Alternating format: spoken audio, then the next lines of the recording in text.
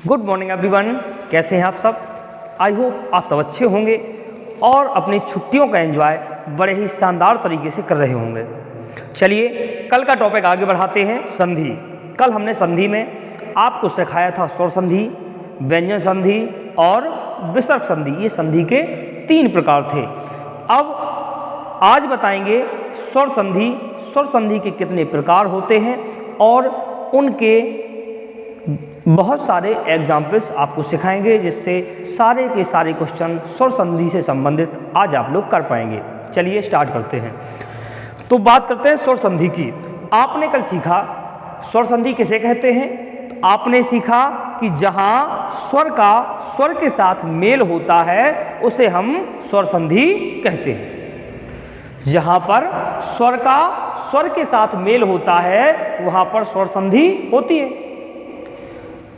अब बात आती है पार्ट की। तो स्वर संधि के कितने पार्ट होते हैं। तो स्वर संधि के कितने पार्ट होते हैं, इसके 5 भेद लिख दो या भाग लिख दो। भेद होते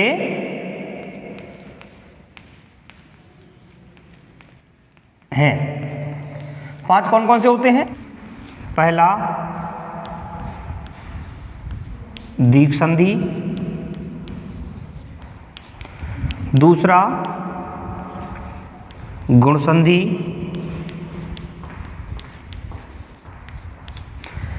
तीसरा वृद्धि संधि,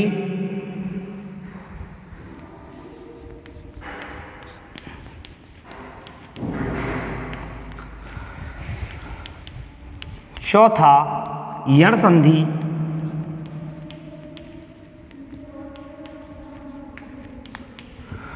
और आपका लास्ट पार्ट होता है अयादि संधि।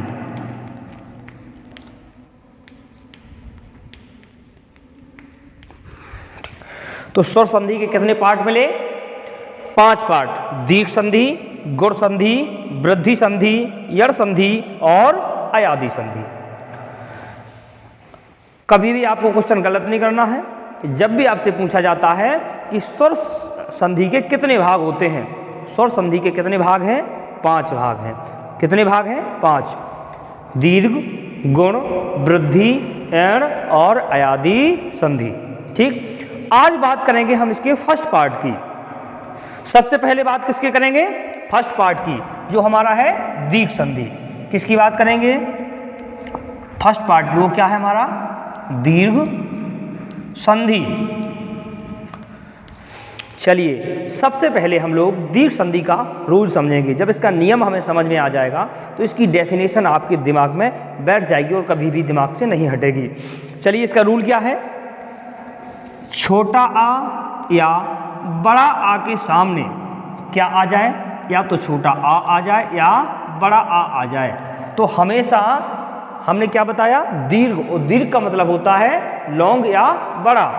तो हमेशा क्या हो जाता है, दीर्घ हो जाता है। यानी छोटा आ के सामने चाहे छोटा आ जाए तब भी बड़ा आ बनेगा। छोटा आ के सामने बड़ा आ जाए तब भी बड़ा आ बनेगा। बड़ा आ के सामने छोटा या बड़ा कोई भी एक आ जाए तब भी क्या बनेगा, आपका बड़ा आ बनेगा। क्लियर। आगे छोटी ई हो या बड़ी ई, इनके सामने एज अ सेम चाहे छोटी ई आ जाए चाहे बड़ी ई आ जाए,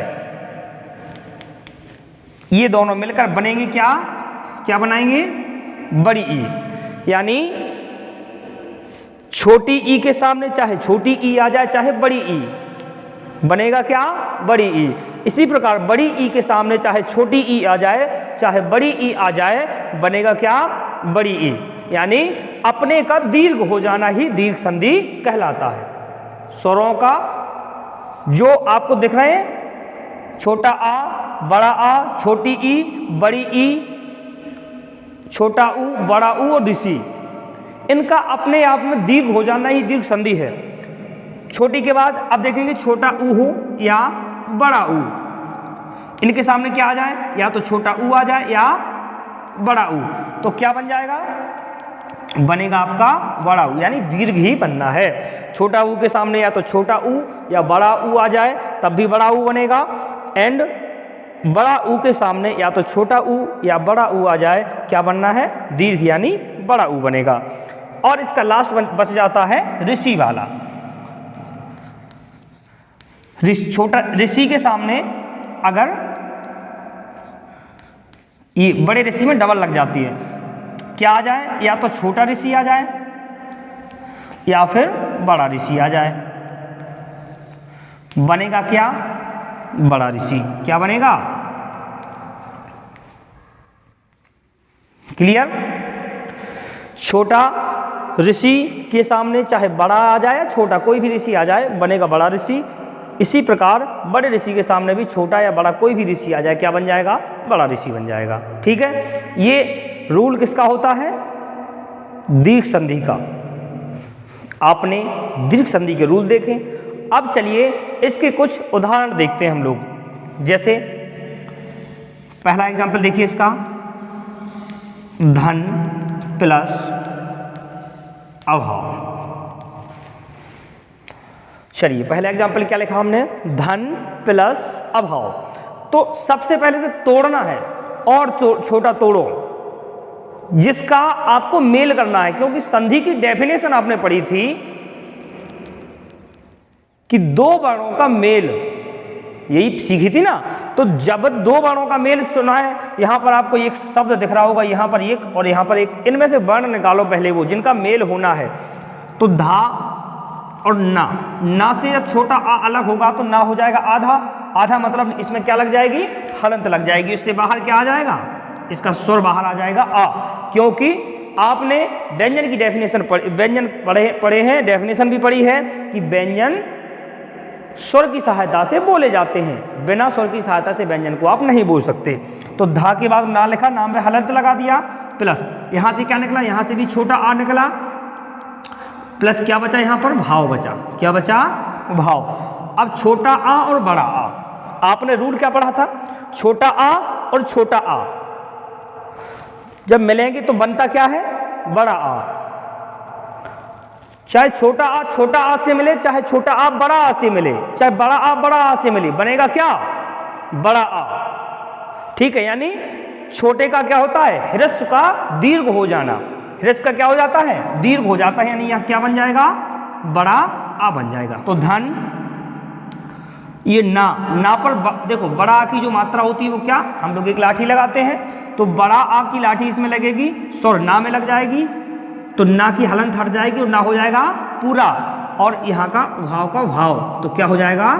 धना भाव। ये बन गया आपका धन प्लस अभाव से संधि क्या बन गई आपकी? धना भाव। बात समझ में आई? चलिए इसका दूसरा एग्जाम्पल लेते हैं। गज प्लस आनन। चलिए एज अ सेम जो रूल हमने यहां अप्लाई किया उसी रूल को यहां अप्लाई करना है। तो गा और जा से हम लोग स्वर को अलग करेंगे, तो स्वर हमारा यहां निकल के आ जाएगा, प्लस इधर कौन सा बड़ा आ निकल के आ रहा है, प्लस यहां क्या बचा? नन। चलिए तो छोटा आ और बड़ा आ जब मिलेंगे तो क्या बन जाएगा? आपने देखा, बड़ा आ यानी दीर्घ बन जाएगा। तो गा, जा से हलंत हट जाएगी और बड़ा आ की लाठी जो है इसमें लग जाएगी, तो क्या हो जाएगा? गजा। और यहां पे क्या बना? नन। तो क्या बन गया आपका? गजा नन। समझ में आया? यानी छोटा आ चाहे बड़ा आ से मिले तब भी बड़ा आ बनेगा, छोटा आ चाहे छोटे आ से मिले तब भी क्या बनेगा? बड़ा आ बनेगा। हमेशा बड़ा ही बनना है। चलिए इससे डेफिनेशन समझते हैं हम। जब रूल समझ में आया तो डेफिनेशन समझेंगे। तो दीर्घ संधि की आपने डेफिनेशन क्या समझी? अब रूल क्या समझा कि छोटा आ चाहे बड़ा आ से मिले तब भी बड़ा बन रहा है, और छोटा आ छोटा आ से मिले तब भी बड़ा आ बन रहा है, छोटी ई चाहे छोटी ई से मिले चाहे बड़ी ई से बन क्या रही है, बड़ी ई। इसी प्रकार छोटा ऊ या बड़ा ऊ, छोटा ऊ से मिले या बड़ा ऊ से बन क्या रहा है, बड़ा, यानी हमेशा दीर्घ बन रहा है, बड़ा मतलब दीर्घ बन रहा है। तो हम लोग कह सकते हैं कि जहाँ पर ह्रस्व या दीर्घ स्वर, ये कैसे हैं, ह्रस्व या ये ह्रस्व ये दीर्घ, ये ह्रस्व दीर्घ ह्रस्व दीर्घ, जहाँ पर ह्रस्व या दीर्घ स्वर अपने समान ह्रस्व या दीर्घ स्वरों से मिलते हैं तो उनका दीर्घ हो जाना ही दीर्घ संधि कहलाता है। समझ में आई? जब ह्रस्व या दीर्घ स्वर ह्रस्व या दीर्घ स्वरों से मिलते हैं तो उनका अपने में दीर्घ हो जाना ही दीर्घ संधि कहलाता है। बात समझ में आई? तो चलिए कुछ एग्जाम्पल लेते हैं हम लोग। छोटी ई, बड़ी ई, छोटा ऊ, बड़ा ऊ और ऋषि के। पहला एग्जाम्पल लेते हैं हम किसका, छोटी ई का। जैसे गिरी प्लस ईस। चलिए अब यहाँ देखेंगे आप, यहाँ पे क्या निकल के आ रही है, छोटी ई निकल के आ रही है और यहाँ पर क्या निकल के आ रही है, बड़ी ई। ये आपस में क्या बना लेते हैं, बड़ी ई। हमने बताया कि ह्रस्व और दीर्घ जब स्वर मिलते हैं तो उनका हमेशा दीर्घ हो जाना ही दीर्घ संधि कहलाता है। तो बड़ी बन जाएगी, तो बड़ी ई, बड़ी ई की कैसे लगाते हैं हम लोग मात्रा, ऐसे लगाते हैं। तो गी और रा पे क्या हो जाएगा, बड़ी की मात्रा यानी क्या हो जाएगा, गिरीश हो जाएगा। ठीक। दूसरा एग्जाम्पल छोटा ऊ या बड़ा ऊ का देखते हैं। भानु प्लस ऊर्जा। तो यहाँ पर आपको क्या दिखा है, छोटा ऊ और यहाँ पर बड़ा ऊ, बनेंगे क्या, दोनों मिलकर बड़ा ऊ। ठीक है। तो भा ना पर ये बड़ा ऊ की मात्रा लगेगी तो क्या हो जाएगा, भानु और जा। ओके, तो ये भानु ऊर्जा बन गया। एक एग्जाम्पल देखते हैं ऋषि का। ऋषि का देखते हैं।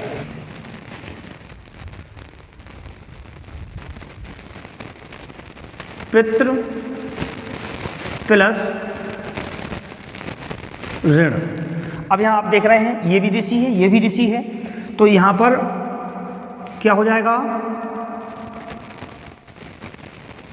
ताप है। देखो हमने बताया था ऋषि और ऋषि मिलकर किसमें बदलेगा, दीर्घ में। तो अभी सिंगल लगी थी, डबल लग जाएगी, क्या हो जाएगा, पितृ।